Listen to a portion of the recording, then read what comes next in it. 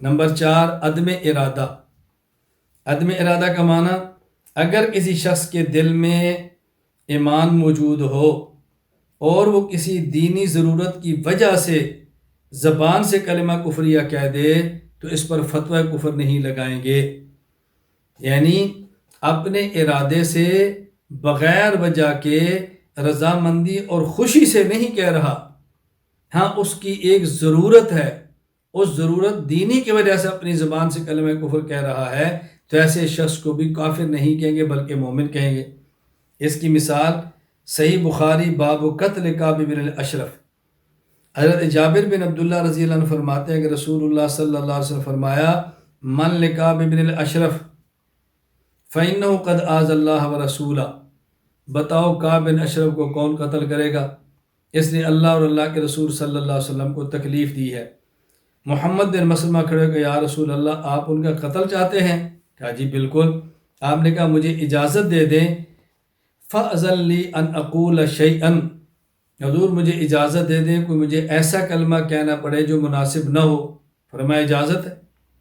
محمد بن مسلمہ کے پاس آیا اور اس نے آ کر کہا، اِنَّ هَٰذَا الرَّجُلَ قَدْ سَأَلَنَا صَدَقَةً وَإِنَّهُ قَدْ عَنَّانَا، کہ حضرت محمد صلی اللہ علیہ وسلم کے بارے میں کہا، اس شخص نے ہم سے اتنا صدقہ مانگا کہ ہمیں تھکا دیا ہے، ہم تنگ آ گئے ہیں، تو میں تیرے پاس آیا ہوں کہ ہمیں کچھ ادار غلہ، کچھ کھانے پینے کا مال دے دو۔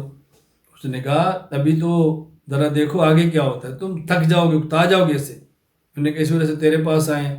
اب ظاہر کلمہ کفریہ ہے، یہ کہنا جائز نہیں ہے، لیکن اپنی ضرورت کے لیے، ضرورت کیا ہے ذرا وہ سمجھے۔ اللہ اکبر۔ تو انہوں نے کہا چلو میں آپ کو دیتا ہوں، تو مجھے تم کوئی چیز گروی رکھوا دو۔ کہا جی کیا؟ کہا اپنی بیویاں۔ کہ اپنی بیویاں تو ہم نہیں رکھا سکتے، وانت اجمل العرب، تو عرب کا خوبصورت آدمی ہے، اس فتنے کے اندر ہم کیسے ڈالیں اپنے گھر والوں کو؟ کہ اچھا اپنی اولاد، کیا اولاد رکھیں گے، لوگ ہماری اولاد کو تانا دیں گے کہ غلے اور کھانے پینے کو تمہارے باپ نے تمہیں گروی رکھ دیا تھا۔ کہا پھر ہم اسلحہ رکھ دیتے ہیں۔ کیا ٹھیک ہے اسلحہ لے آؤ، وقت طے ہو گیا۔ اب یہ محمد بن مسلمہ اور کعب بن اشرف کا رضائی بھائی ابو نائلہ، اور ساتھ انہیں 2 بندے لیے اور رات کو چلے گئے۔ رات دروازے پہ دستک دی قلعے پر، پوچھا جی کون؟ اللہ، کون؟ محمد بن مسلمہ، ساتھ ابو نائلہ، اس کا رضائی بھائی۔ کہتا جب یہ باہر نکلنے لگا رات کو تو اس کی بیوی نے کہا کہاں جا رہے ہو؟ اس نے کہا مجھے بلایا ہے۔ اس نے کہا اسمع صوتا کأنہ یقطر منہ الدم، مجھے اس آواز سے ٹپکتا ہوا خون محسوس ہو رہا ہے، تم کہاں جا رہے ہو؟ یعنی دیکھو بظاہر کتنی سمجھدار عورت تھی۔ اس نے کہا یہ کیا کہتا ہے، پھولا ہوا تھا نا۔ اس نے کہا دیکھو ان الکریم لو دعی الی طعنۃ بلیل لاجاب، کسی سخی آدمی کو رات کو بھی نیزے کے ساتھ لڑنے کے لیے بلاؤ تو نکلتا ہے۔ یہ گیا محمد بن مسلمہ گئے تو اس کا سر سونگا، کہا بڑی زبردست خوشبو ہے یار، یہ خوشبو تو نے کہاں سے لی ہے؟ وہ کیا کہتا ہے؟ اللہ اکبر۔ اب مسلمہ کہنے لگے ما رأیتک اليوم ریحا، جیسی خوشبو آج مزیدار ہے ایسی خوشبو میں نے کبھی سونگی نہیں۔ تو کعب بن اشرف کہنے لگا عندی اعطر نساء العرب واکمل العرب، میرے پاس ایسی عورت ہے کہ جو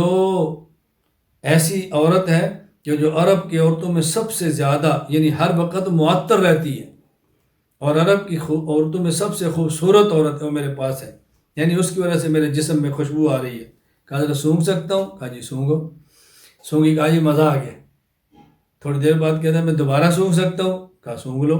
اپنے ساتھیوں کہہ رکھا تھا جب اس کو سر سے پکڑوں کام تمام کرنا، بالوں سے پکڑا، سونگا، ساتھیوں کو اشارہ کیا، ان نے تلوار ماری اور گردن کاٹ کے رکھ دی۔ یہ واپس آئے رسول اکرم صلی اللہ علیہ وسلم خدمت میں عرض کیا کہ اللہ کے نبی آپ کے دشمن کا کام تمام کر دیا گیا ہے۔ اب دیکھو انہوں نے کلمہ کفریہ کہا اس تک پہنچنے کے لیے، اور مقصود کفر نہیں، مقصود ایمان، رسول اللہ صلی اللہ علیہ وسلم کی مدد، اللہ کے نبی کی خدمت، حضور کے حکم پہ لبیک کہنا تھا۔ تو خیر میں نے بتایا دینی ضرورت کے تحت اگر کوئی شخص ایسا جملہ کہہ دے جو بظاہر اسلام نہ ہو تو اس بنیاد پر فتوی کفر نہیں لگاتے۔ باقی آگے انشاءاللہ کل بات کریں گے۔ اللہ تعالیٰ میں علم صحیح عطا فرمائے، عمل نافع متقبل صالح عطا فرمائے۔ اللہ آپ حضرات کو دیر دور کے لیے دین کی خدمت کے لیے قبول فرمائے۔ وآخر دعوانا ان الحمد للہ رب العالمین۔